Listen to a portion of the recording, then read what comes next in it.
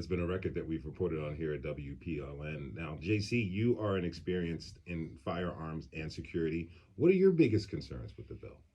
I think that trying to put guns in a person's mindset who decide to help people, especially children, to have them switch mindsets to become a type of protector is it's a setup for failure. Hmm.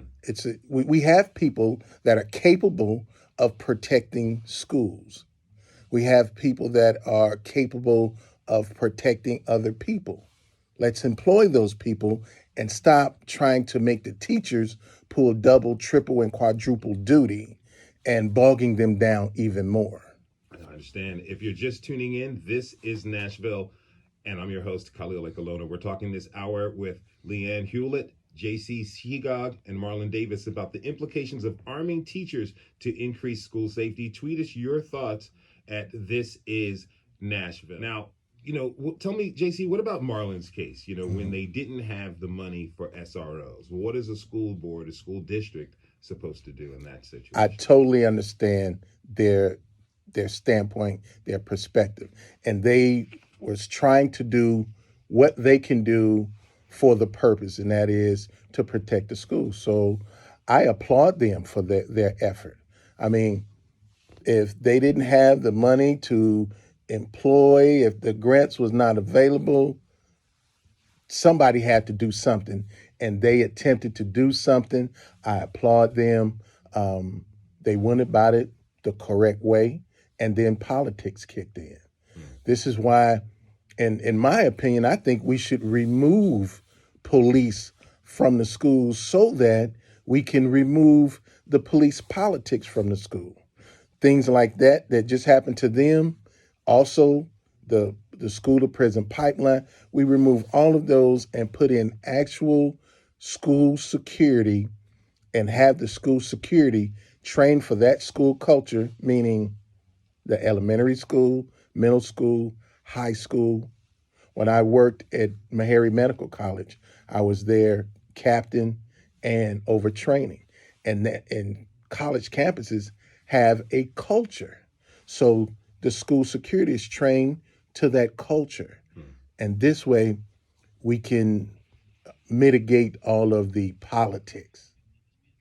Now, JC, you mentioned your feelings, a little Mhm, bit of your feelings on mhm. SROs, but what is the problem with having SROs in school?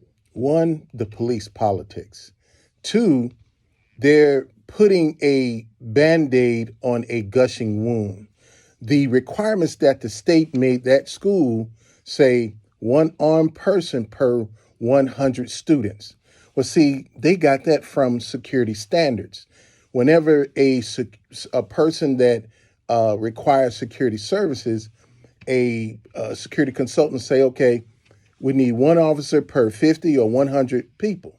Now, in real life, in I don't say real life, in bigger areas, you only got one or two SROs.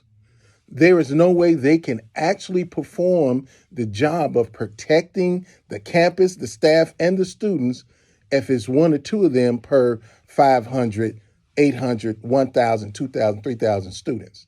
It's a pacifier. And a pacifier is something you give to a baby that don't know the difference between real food. And most people don't know the difference between real security and protection. And this is a pacifier that they've been given. Now, back to you real quick, JC. You were Mhm. talking about the protocols for protecting a large group of schools. I think there's some schools out here that have populations of 2,500, even more Exactly. out there. What can be done to have better security at schools so students can To be have an protected? actual security team, and these teams have various duties within the school, within like juvenile court, counseling. This is how we work on getting these students and these parents the services that they need. When you have a police mind frame, that typically police culture is a us against them mentality.